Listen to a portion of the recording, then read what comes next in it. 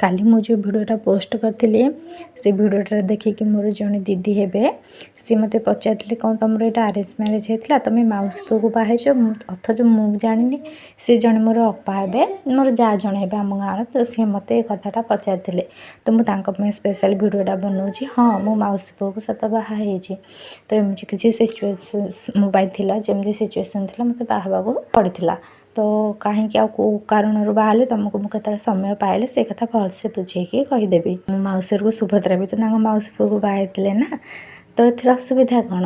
हाँ अवश्य सी मोर मौसी पुआ भाग्य होगी मौसी की बो गाँव बड़ मामा बोली कहते आमर तो मौसी को बोर भौणी को मौसी बोली ही कहते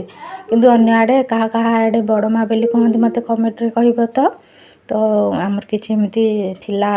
कथा से मत मौसी पुआ को बाहर पड़ता जदि ए पर्यटन वीडियो देखिए वीडियो को लाइक करें चैनल को सब्सक्राइब कर देवे रही जय जय।